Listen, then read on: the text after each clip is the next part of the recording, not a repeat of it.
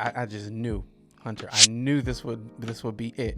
At our other studio, we have a red carpet that we roll out. Just the little things like that, that gives your brand that stickiness that make people want to continue to come back. What's your favorite podcast to listen to?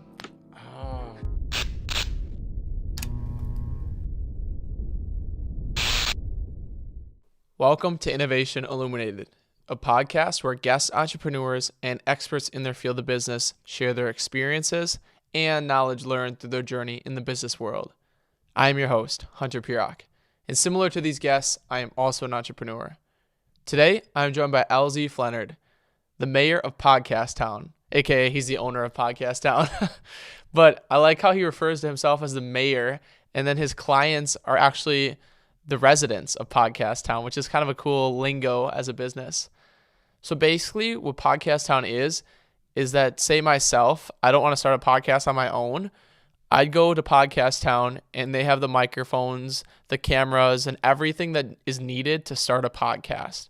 So they could make a website for you, for your podcast, post out all your podcasts to all those different platforms. So you don't have to worry about anything besides getting there and filming your episode. So then you can focus on your business. So a lot of the residents of Podcast Town are business owners that just want to do a podcast to grow their business. And Elzie and I talk a lot about the benefits of what a podcast can do for a business. But they come to the Podcast Town so that they can film a podcast and not have to worry about anything else besides just filming the podcast. So they can worry about actually running their business. Me and Elzie have a great conversation and talk through how he found his passion actually for podcasting through doing a podcast like myself. And he was interviewing entrepreneurs and business owners to learn about what they did and eventually found his path, which was helping people do podcasts. Please subscribe to us on YouTube and Spotify, as that's a great way to support the channel. And please leave a comment on YouTube as who you'd like me to interview and a question that you're curious to learn from them. I will be reading all the comments. I hope you enjoy this one, and thanks for tuning in to Innovation Illuminated. All right, Elzie, welcome to the podcast. Thank you so much for having me. The mayor is on. The mayor of Podcast Town. So your business is interesting. Let's get into kind of what caught your eye about podcasting and what kind of like intrigued you to start a business in this industry. Yeah, what's funny is I never set out to be in the podcast industry. I was really just trying to quit my day job and do something other than that. And I was sitting at my whiteboard one day and I'm thinking, man, I could try doing what I've been doing for another 13 years, because I have been doing this for 13 years at this point, where I'm doing my day job, working 45, 50 hours a week and doing my side hustles. And I just couldn't get anything to work.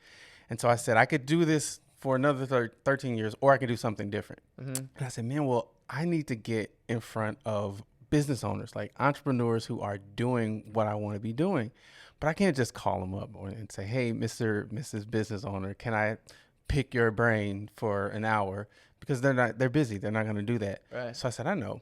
I'll start a podcast and I'll highlight them and I'll just ask them the questions that I need to know for my business. Uh-huh. And so that's what I did. I started to ask them questions about marketing, about operations, about, just how to shift my mindset so that I could be a successful entrepreneur, and launched that in 2016.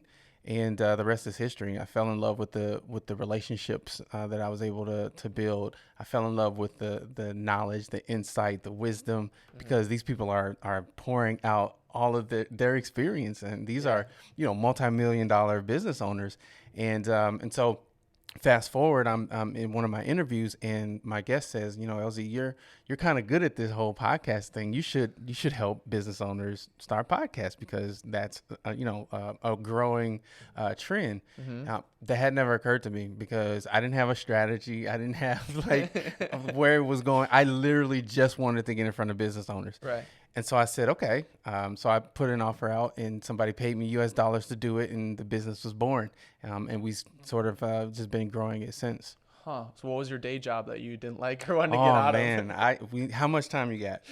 I've done, when I say I've done every job imaginable. I've cleaned the bottom of barges. I have been a janitor. I've worked fast food. I've done operations. I've done engineering. You name it, I've done it because I've always been a high achiever, and so anything I set my mind to, I give it everything I have, and so I've done a ton of different things over the years. But what's ironic and cool about it is all of those experiences has shaped who I am today as an entrepreneur and as a podcaster, because I'm using my engineering, because I'm taking something that doesn't exist, crafting a story behind it, putting the tech behind it, and putting it out into the world. So exactly the same thing when you're engineering. You're taking a thought or an idea, you're putting the tech behind it, and you're project managing it and making sure that it gets out to the world on time and under budget. Right. Same thing, just a different industry. Yeah, just different industry. That brings up a interesting thought that I had. I just interviewed a guest, and he runs a manufacturing plant where he's pretty much like he subs out the manufacturing to China and then gets big box retailers to like buy the stuff that he makes or whatever. But his dream job was like investing and being like a trader. And he says that like his job right now, the manufacturing, he thinks of it as trading. So like it's bigger trades because it's like a 1 year period instead of like day trading, like you're trading every single day. But he feels like he incorporates that like in his job today, which is kind of like what you said, like the engineering is kind of in the podcast where you're kind of breaking it down and putting it all together to compare it to something that you really love to do. Yeah. Which is awesome. Yeah. What was like the specific industries that you targeted people to podcast? And when you started your podcast, was it just any business owner or like specific niche markets? Literally any business. If you owned a business and you had a pulse, you were a guest on my radar, show. Yeah. When I had hair back in the day, my barber was my first guest. I'm sitting in his chair one day and I say, hey, I'm starting a podcast. Would you be my guest? Mm-hmm. He's like, what's a podcast? And sure. Yeah. Most people didn't even know what a podcast was. And I had my realtor was on my show, my daughter's dance teacher, both of them. Just people that I knew in my sphere of influence that had businesses, because again, I didn't have a strategy or a goal. I just wanted to get in the minds of business owners to learn, man, how did you break over that hump and how did you break free? Over time, naturally, we developed some strategy and some focus and intention. But when I first started, it was, if you had a business and you had a pulse, you were a good guest to be on the show. Okay. And did you buy all the equipment right away then too? See, I already had it because I'm a singer-songwriter. So I had a mixer, I had mics, I had all of the equipment. And so I knew how to use it because I had, for years I had traveled and technically, Hunter, I'm a professional singer because people have paid me US dollars to do it. Really? So I kind of already had some of the skills that I needed. It was just a matter of restructuring and reframing those skills and using them for podcasting. So that was the equipment that you started this business with then too as well? Yes, yep. So I had 2 mics, I had a mixer, I had a headphone amp, my laptop, and then a wireless router. And that's what I started with. And when you started this business, would you originally travel to the people? Because right now you have locations. Would you originally travel to them? Yes. Okay. Definitely didn't have a studio. Didn't want to invite them to my basement at home. So I would go to their office, and I would set my mics up and do the interviews. Huh, interesting. Yeah. So can we talk about kind of like a metamorphosis of the growth of the business? So you started with that, like you'd go to them. When was like the studio come into play where you bought that so people could come to you? Yeah, so around 2019, the end of 2019, we really grew to the point where us going to people just wasn't feasible anymore. So the volume just didn't make sense. Mm-hmm. And the Expansive or the Serendipity Labs that's here in the Mayfair collection was opening at the time. And I thought, what a wonderful opportunity to be in front of business owners and around business owners. Mm-hmm. And we set up shop there just before the pandemic hit. Oh, wow. Ironically, and then didn't even get to do our grand opening, and pandemic hits and nobody's doing podcast interviews. And so we had to really figure out, okay, what does that mean for the business? How do we pivot? How do we survive when our business is built on in-person interaction? Right. And you literally cannot have in-person interaction. Huh. What was your pivot? How did you do it?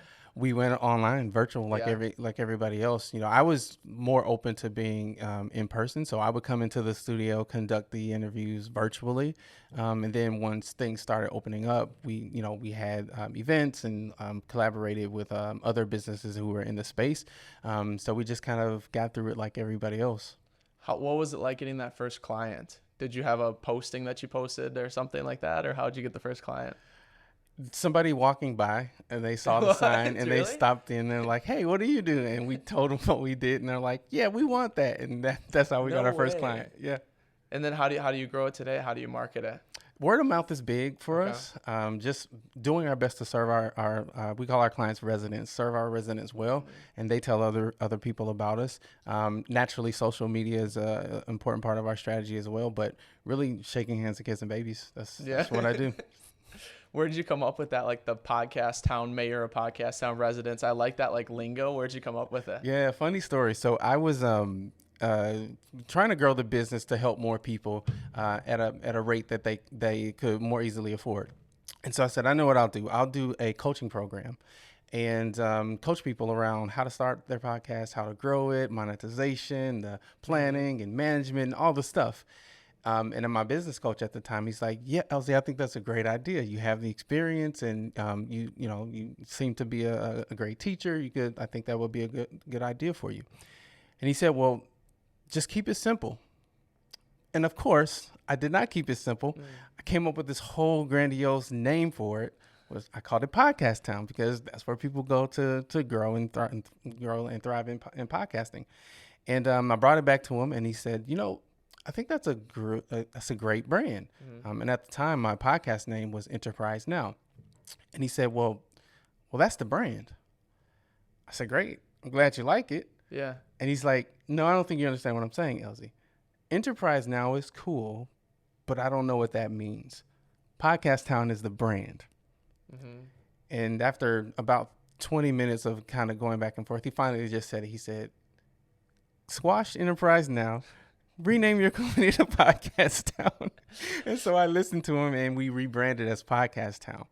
And so again, just through coaching and just mentors, I had Mr. Pat Miller, you may know him, came up with the title of the mayor. He said, Elzie, the way you show up, the way you preside, you're the mayor.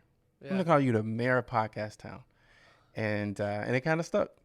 And so, and I like the mayor as opposed to the king or the president, or because my personality and the brand personality, we come to your graduation, we come to your backyard birthday party, like we're among the people, we're not above the people, right? And so the mayor and the town that sort of speaks to that, and that's the heart of our brand, right? Is we want to be a place where every brand's voice is heard, not just the ones who can afford $10,000 a month, but every brand, because every brand needs to have their voice heard. So that's what we sort of try to communicate with everything from calling our clients residents to me being the mayor to us being a community.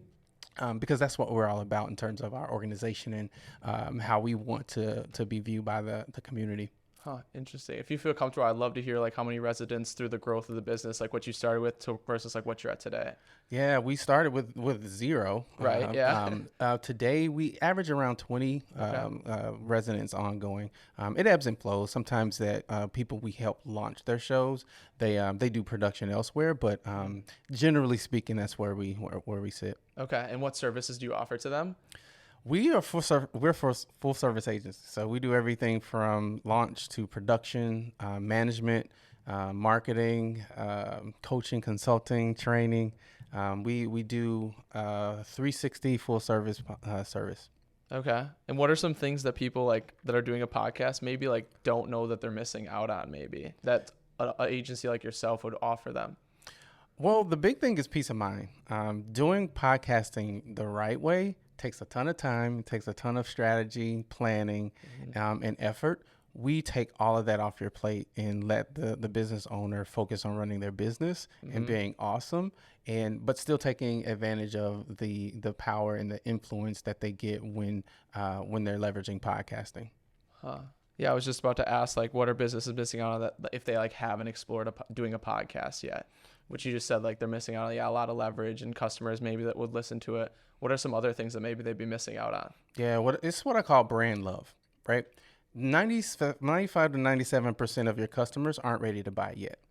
So you need a way to nurture them and to interact with them and give them value until they become that 3%. podcasting gives you that anchor where you have content where you can constantly be posting on social, gives you content for your newsletter, your video content. It's just a really cool anchor so that you can pull from to nurture those folks until they're ready to buy.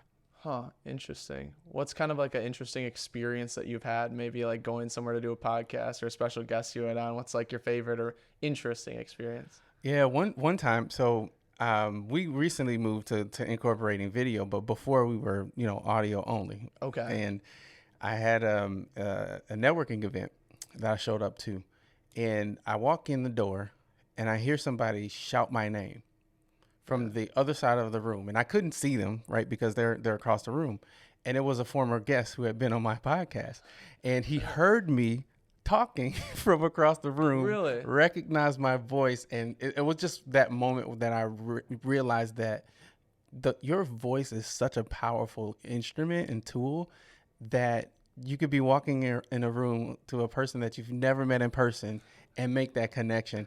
And that was just one of the cool moments where I was like, okay, this is not only the thing that I want to do, but this is the thing I want to do because of that, the power of that connection.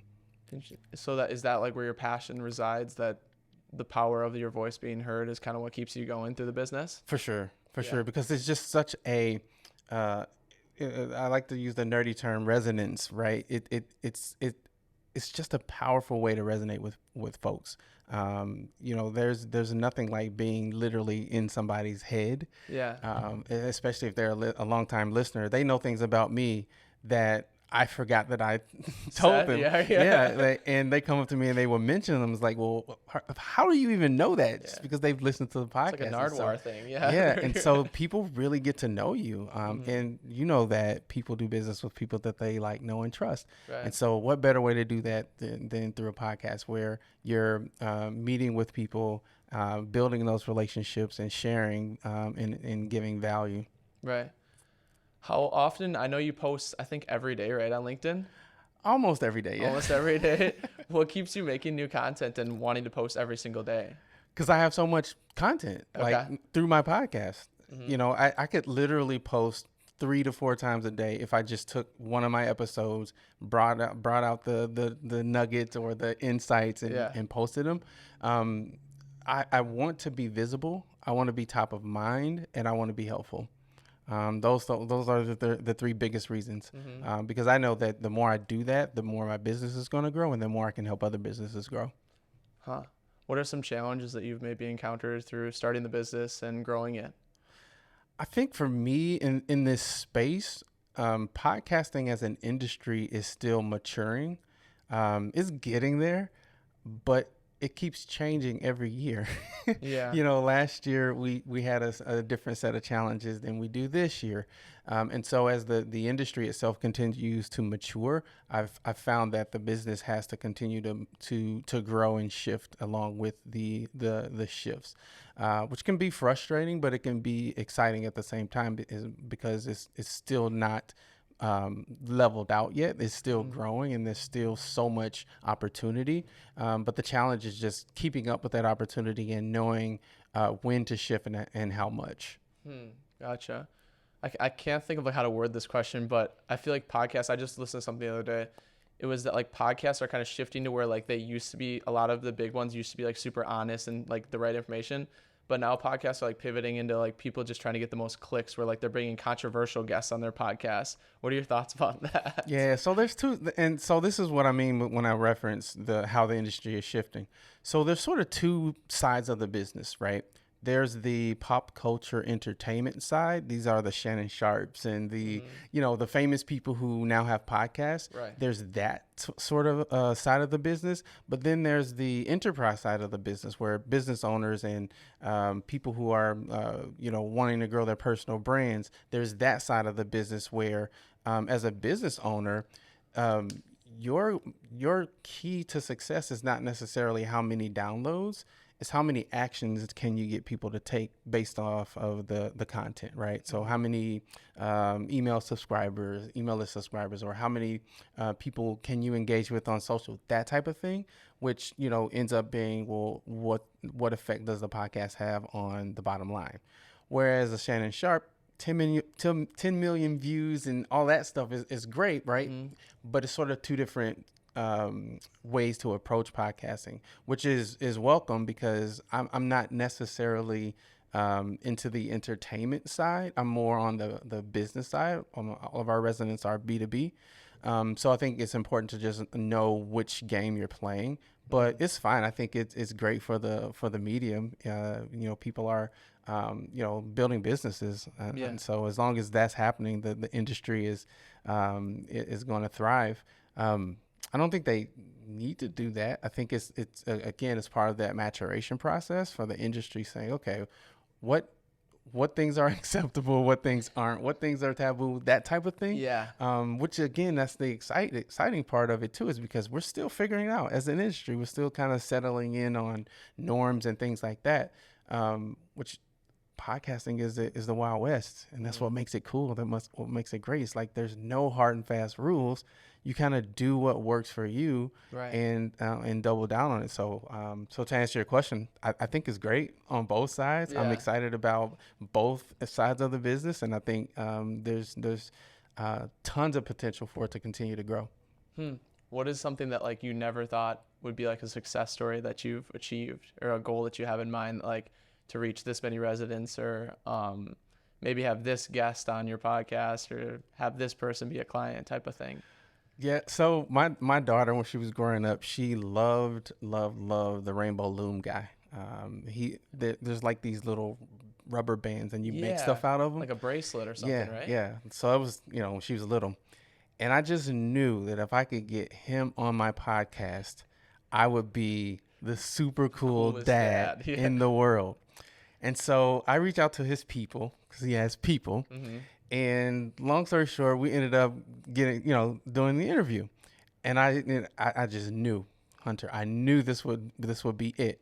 And so I tell her, it's like, Nia, my daughter's name is Nia. I said, Nia, I got, the Rainbow Loom guy on my podcast. And she's like, yeah, didn't even care at all. Did not move the needle.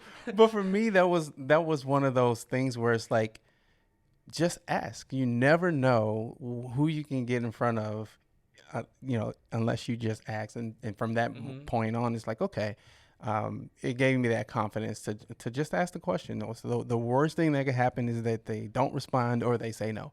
The best thing that could happen is they say yes. So, but that was really cool. And it stands out just because I did all that work, and it was a lot of work, and she did not care at all. Did you travel to him too? No, he was virtual.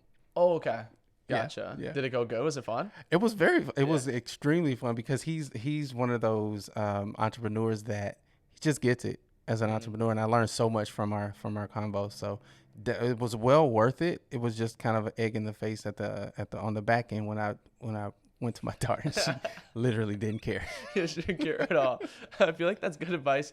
How you just reached out to him, like good advice for like any young person or entrepreneur to just like put yourself out there. Cause I know I've like DM'd a few people on LinkedIn that I think would never respond to me. And then all of a sudden they respond. It's like, what? That was so easy. Yep. Like you can reach out to some crazy people. For example, this one guy, I think he like wrote 2 books or something. He's like this crazy entrepreneur. He's like 2 billion in exits or something he's made. And like, I just DM'd him and he's like, yeah, just shoot me an email. Like we can maybe set something up. And it's like, that was so easy. I just texted him on LinkedIn DM, and then somehow talking to him now, it's just sick. Yeah. And it's so easy. I feel like a lot of people need to take advantage of that opportunity to not just like submit their resume on LinkedIn, to maybe reach out to like the VP of the company or stuff like that to get the job that they want or start something new. Yeah. And that's the thing I love about podcasting, and it's because it has that authenticity, because people generally want to help. They want to be, a value add. And so to your point, just reaching out and asking the question. Right. Yeah, like you said, that's so interesting that you said that, because I feel like when I was younger, before I started this, I felt like everybody was like out to get me, like they're so selfish. But with talking to people, like they just want to shed advice, like they're successful. There's room for other people to be successful in their industry too. So they just want to give you advice to maybe help you out or somebody else, which is so cool. Yeah. And you might be helping out somebody that might start a podcast down in a different state or a different country. Who knows, which would be sick. Yeah. What's like the process of onboarding a client and setting up their podcast for them? So do you start with, they bring you an idea, like we're going to do this podcast, we want to do it this day, and then we want to do video or something? Just kind of walk through the process of like setting up a podcast. Yeah, it's different for different people. Some people come to us and they know what they want. They're like, I want to do a podcast about this. Here's my target audience. Okay. I'm already doing live. Like they already have it mapped out. Some people come to me and they're like, Elzie, I know I want to be in the podcast space. I have no clue where to start. And so what we do is we go through with them and we ask them questions about what their goals are, what their capacity is. Do they have a team? If not, then how much time are they willing to devote to it? So we kind of get a sense of their brand as it stands and what their goals are. And then we build the show around that. So there's no cookie cutter method. Yeah. It just depends on where they are and where they want to go and how much support they want from us. Okay. And is it just you, or do you have employees too working? So there's me, and then I have contractors and strategic partners that I work with as well. Okay. And how do they help or come into play with certain guests? Yeah, it depends. So let's say a resident comes to me and they're like, Elzie, I want to go 100%. I want a podcast website. I want a 4-step funnel and a robust email strategy, and all the stuff. And so I call up my partners and I'm like, all right, here's what we got. We need a email marketing. We need a robust website, and then we work collaboratively. Me being the point guard, right, and kind of you're making sure everybody is in the right position. Things get delivered on time and under budget, and then deliver that to the client.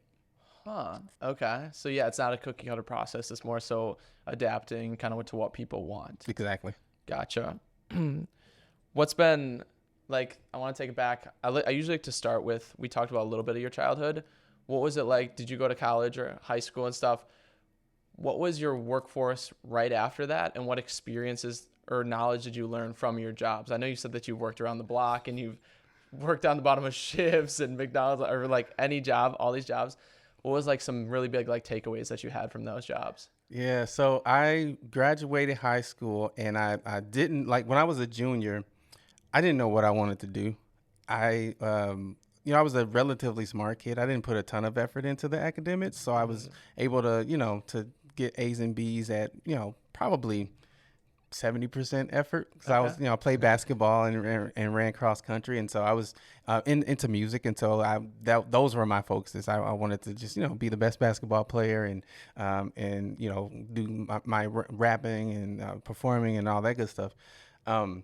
And so one day I was, tutoring some kids, and they were behaving that day, and so there wasn't much for me to do. And so I pick up the encyclopedia, and for people who don't know what that is, it's a book that has information in it, like Google, but it's in a book. And I picked up the letter E, and I just started thumbing through it, and I got to electronics. And by the end of that class period, decided that that's what I wanted to do. So me being the type of person that I am, when I decide that I want to do something, I simply do it. Like I just do. So I went to school for electronics and got a degree in that, and then went back to school to Southern Illinois University to get a degree in electronics. Then worked as a electronics technician for a few years. Decided that I could do more, so I wanted to be an electrical engineer officially. So did that for several years. And really liked it. I loved engineering just because it gave me the ability to tell a story, even though it was through, ones and zeros and electrons and schematics. It was telling a story. It's like, okay, if I put this input here, how do I get this output through all the technology and the conversations and the planning and all the stuff. But then I really started to gravitate toward operations. How do you move people and resources in an organization to drive profitability, right? And I was just fascinated by processes and how do you align people to values through processes, right? So did that for several years, and then this is back to the point in the story where I'm doing all these side hustles, working my day jobs, and nothing's working, and start the podcast, and that kind of shifted to the trajectory. But what I learned from all of my various stops is perspective is everything. When I was earlier in my career, it was, man, I gotta go to this job that I hate and do this stuff and learn these processes and deal with these difficult people and work on these teams. They don't want to collaborate. They don't cooperate, and they're inefficient and all the stuff. But when my perspective shifted, and it's like, wait a minute, this is a business that's successful. They're successful for a reason. Why don't I learn why they do things the way they do it, how they promote people, what processes they have, what processes they don't have, why, how does it benefit? So I shifted my perspective and I used it as a training ground. I would set up meetings with my supervisor and just ask them questions like, why do you do it this way as opposed to this way? Or when you have a difficult employee, how do you handle it? And so I was learning how to be an entrepreneur from the businesses that I would work for. And that shifted my ability to learn, because now I could take a successful business and I could get within the business and learn how a business is run. And so I would say, to answer your question, just it taught me how to have perspective and how important that is in order to be successful. Yeah, and how it shifted, like you said, like you shifted your perspective to be able to look inside the business, where it's like, now you see the X-ray machine, you can see inside the whole inner workings of the business. This is how this process works. Maybe this one could work better, type of thing. Very interesting. Let's take it back to your podcast. Yeah.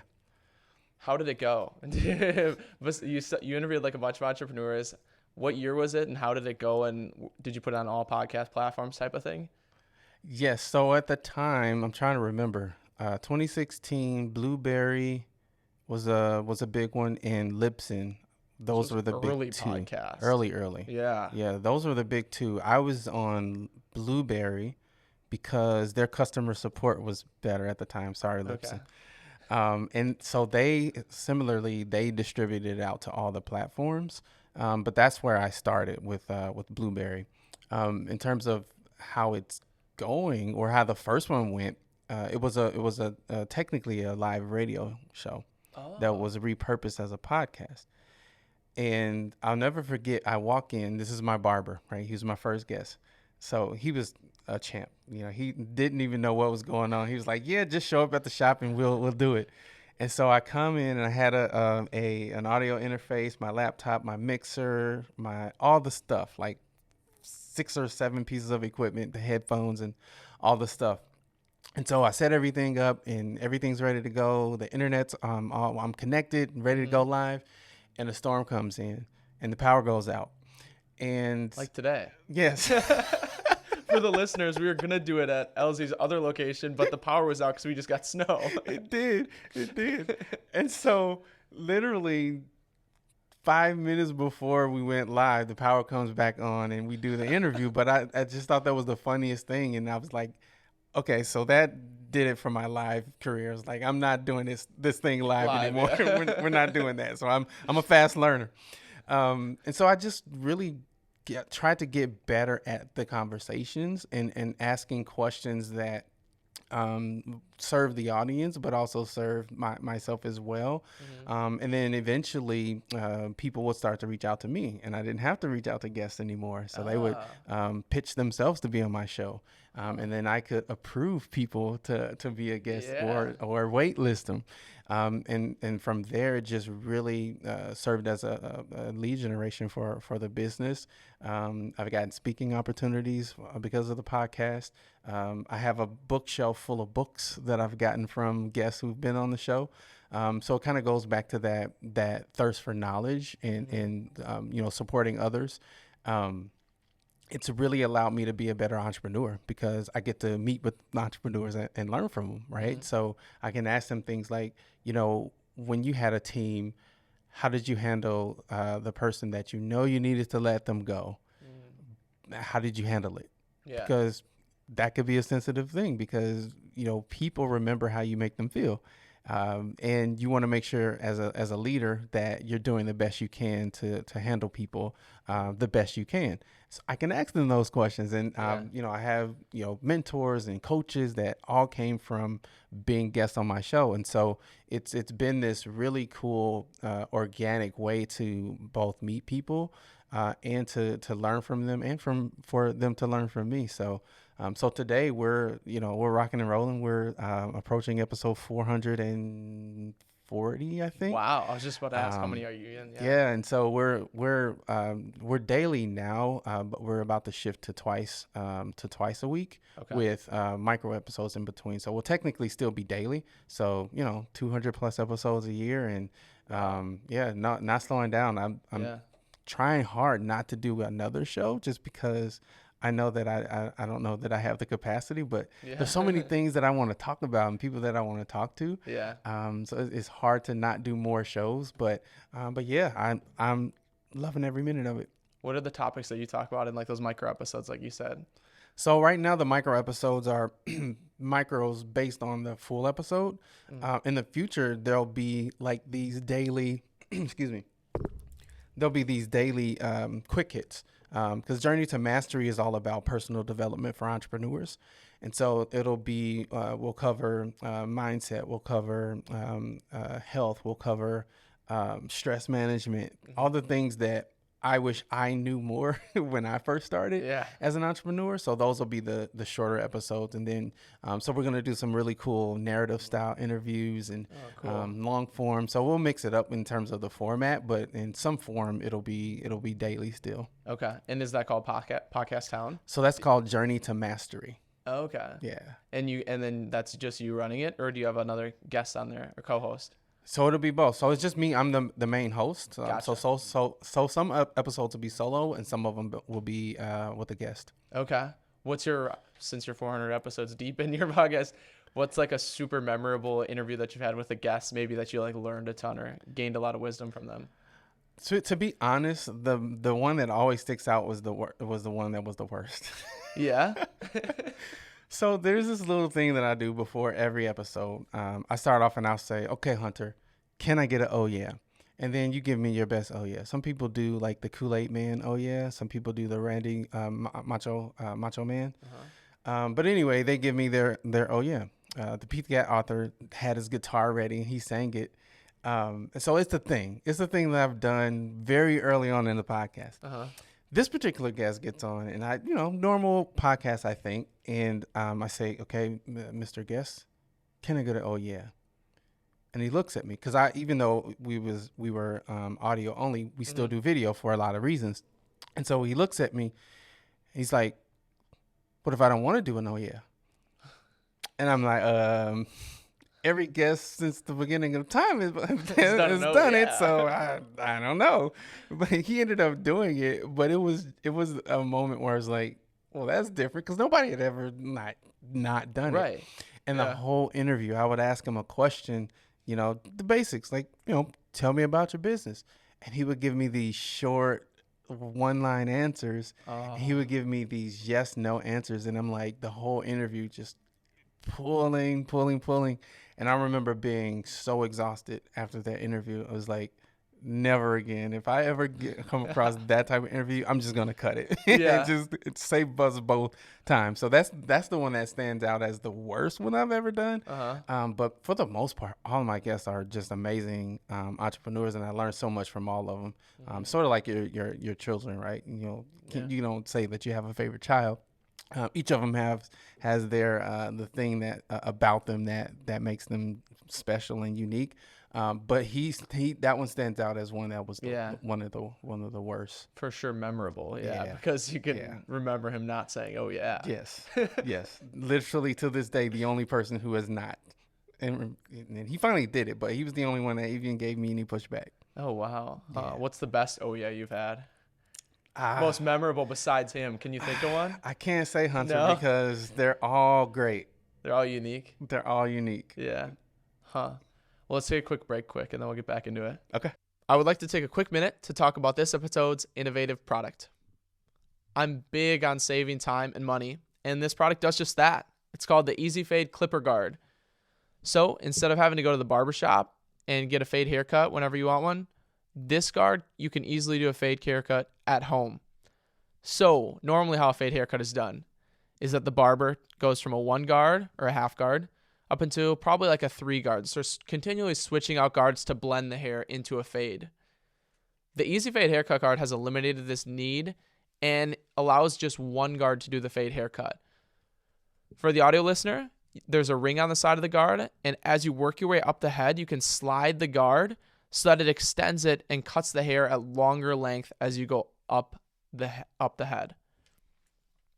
This is a super interesting product, and I've actually been using it for a while now, and it just makes it so much easier that you don't have to go to the barbershop and keep spending money and time on getting your hair cut when you can easily just do a fade haircut at home or do it on yourself with this guard. It just makes it so much easier.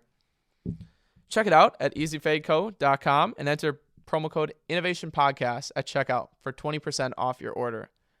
That is the letter E and letter Z, fadeco.com. And you can find the link in the description if you don't want to type that in to make it a little easier for you. Now back to this episode. All right, we're back from the break with the podcast mayor. Oh, yeah. So what are the goals of the business in maybe a 3 to 5 year plan? I know myself, sometimes I struggle with setting goals for my businesses. What are some goals that you have set for the business coming forward in the next few years? Yeah, the first thing I would say for me in terms of goals is to double down as a podcaster, because at my core, that's what I am. Of course, I'm an entrepreneur and I do the other things.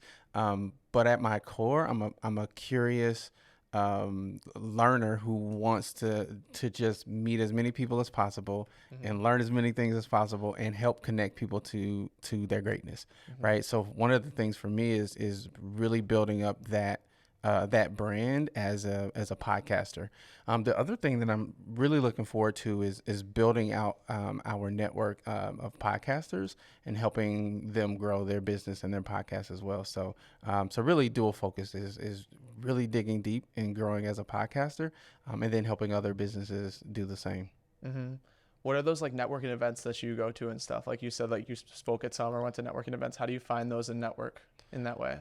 From other people. I'm always asking, what networking groups are you a part of that you like, or what groups are you connected to that you've seen results from.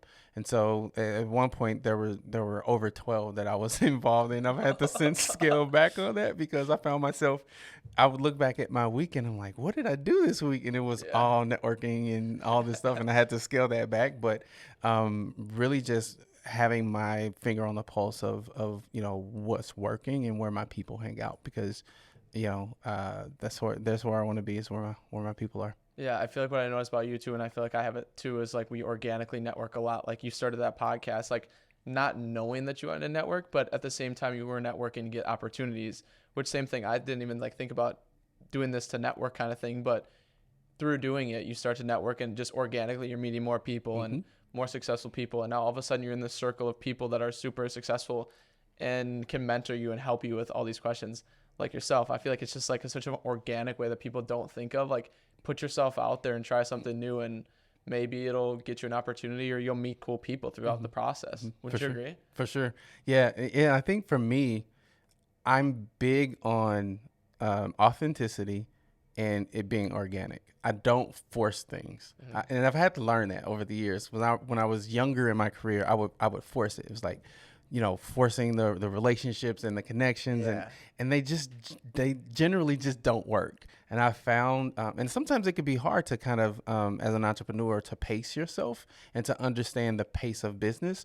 But I've learned to just really to be patient and let things flow through me, and not always be so aggressive in terms of trying to make things happen, because I found that when you operate in your mastery, things flow to you, and things flow through you.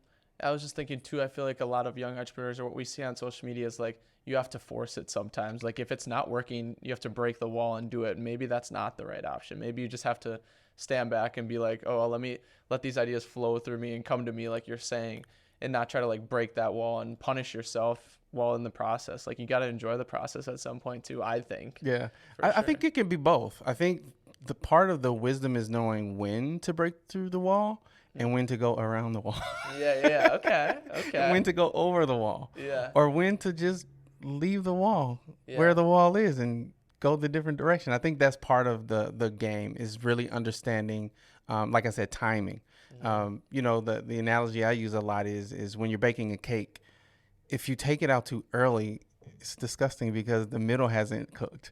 If you take it out too late, it's also disgusting because Yeah. now it's all, hard and overcooked. Yeah. It's about knowing the perfect time to take it out, and that there's no science behind it. It's both an art and a science. You have to know, well, what kind of cake are you making in the first place? Maybe you do want it a little softer in the middle. Maybe you do want it more well done. The key is knowing what you want, Yeah. because when you know what you want and you know what you do not want, it's easier to look at those opportunities and say, okay, this opportunity is not for me, but it might be for Hunter, because I know that Hunter is looking for this opportunity. So that allows you to be a better connector as well. When you know what you want and what you do not want, you can point those opportunities to people who they are more closely aligned to. Yeah, and to take the cake and the bake analogy even further, I like to take these further when guests give it to me. I was thinking like the temperature that you have the oven out would be like how fast you're running as an entrepreneur. Like your guns ablaze and you're hot into it.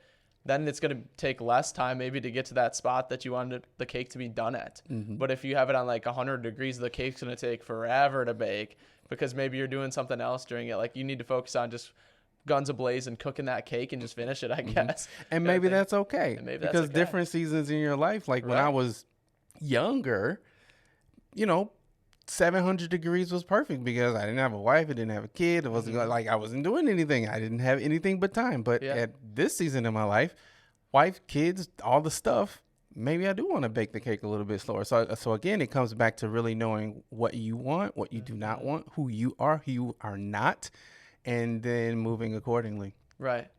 I like to talk about like the experience because I feel like the customer experience is so important nowadays, like you said, with authenticity, honesty and stuff. How do you ensure that the customers have like a great experience and memorable to maybe spread it word of mouth and stuff, but you're kind of a one-stop shop where you have that experience be great? How do you ensure that like a customer has a great experience? Yeah, I like to operate from a place of empathy. Like if it were me, what would I expect when I'm walking in to do a podcast? Yeah. I would expect somebody to greet me, to offer me a drink, and to be happy and smiling and joyful, and like all the little things. And at our other studio, we have a red carpet that we roll out. Just the little things like that. That gives your brand that stickiness that make people want to continue to come back. So I just try to do my best to be empathetic and to understand that we're not going to always get it right. There are going to be some times where we miss it, but just learning from that and really asking our residents, like, how was your experience? And not taking it personally when they give you the things that maybe you could have done better, and just getting better and just incorporating that and implementing them over time. So, and then being willing to adapt. Maybe what we did 3 years ago, they don't care about it anymore. Maybe there's something else that we can do to make them comfortable and make their experience memorable. So I think for me, it's just a matter of listening to your customer. And really being empathetic to how they experience you and not how you think they experience you. I like that. I like how you operate from that form of empathy, because then you get to really see like what inside the customer's mind to what they'd want. Like the rolling out the red carpet is such an easy task to do that just makes them feel so much better, and like it makes them feel unique and makes the experience a full around like enjoyable experience for them. I like that. You want to hear a quick short story about that? Of course, please. So I am the most strategically random person you will ever meet. And what I mean by that, things tend to happen that people are like, wow, that's really strategic, but it's really kind of random. So we're sitting in the studio one day, and the hard floors outside of the studio, they're hard. And so ladies would walk by with these high heel shoes on, and the clicky sound of their shoes would get into the recording. And so I went to the manager and I said, these sounds are getting into the recording. Can we get an area mat to put out? Yeah. And he's like, well, I don't know that corporate will let us do that, but you could do a runner. You could put a runner out, and that might solve the problem. So I'll go on Amazon and I click search runners, and what do you know? A red carpet pulls up, and I think, How cool would it be to have a red carpet to solve this problem? And so I buy the red carpet and put it out there, and people are like, wow, that's genius. I was like, it's kind of random, but it's just, again, the iterative process of figuring, okay, here's a challenge. How do we solve the challenge? How do we meet in the middle? And it tends to work out well because now it's kind of a thing. Like people know when they come to the studio, we're gonna roll out the red carpet for them, and it's kind of random, but it ended up working at the end of the day. I like that. I kind of incorporated something with the lawn mowing business. Everybody just wears like boring neon shirts when they cut grass or whatever. So this coming season, I bought a bunch of them. They're like tuxedo shirts. So like I figured like we're gonna make the blonde look for professional. Like we want to be looking professional. So it's like a short sleeve shirt that looks like you're in a tuxedo, and then a long sleeve shirt that looks like you're wearing a tuxedo. I love that. And it's like just like a little touch that I was like, I think it'd be so funny if we were like cutting the lawn like professionally, looking professional, and then we're just gonna wear like dress pants or something from St. Vincent de Paul, like a thrift store or something. We'll just get them cheap. But anyways, I just thought like, just a little touch, like you said, that just like came to me, and it was like, what if we did this differently? Yeah. It's so easy to do, and it's funny, and it's cool and quirky, and people like it. Yeah. It makes you unique too. I love that. It's just cool. Yeah, for sure. Let's do this. We'll end with this speedcast quick. So we'll do like 1 minute per each question to answer. So we'll just kind of like rifle through them. So I'll start out here. We got 5 of them. Okay. So as a kid, what was your dream job, or what did you want to be when you grew up? Initially, I wanted to be a famous rapper. Really? When I grew up, yeah. Like who? Like who? So I'm dating myself a little bit, but I loved Bone Thugs and Harmony. I love where they harmonize while they're rapping. So that was my go-to. I wanted to be one of those harmonizing rappers. Okay. What's your favorite sports team? I'm a hometown guy, so I got to go with the Bucks. There we go. Yeah, Milwaukee Bucks. I love it. What's the main source of motivation that you have? Death. Yeah. Okay. I like that. What's your favorite podcast to listen to? Oh, see, I knew you were going to ask me that question. So I don't have a favorite necessarily, just because I listen to podcasts all day at work. Generally speaking, when I get home, the last thing I want to do is listen to a podcast. But I like Entrepreneur on Fire, John Lee Dumas. He's kind of the show that kind of got me into podcasting. So that's my go-to. I'll say him every time people ask me that question. Okay. If a young person were to come up to you and ask you for advice when starting a business, what would you tell them, or what would you say to them to help them maybe starting a business, and general advice? That's a loaded question, Hunter. I would say go hard,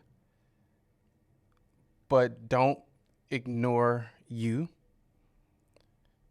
Leave it all on the line.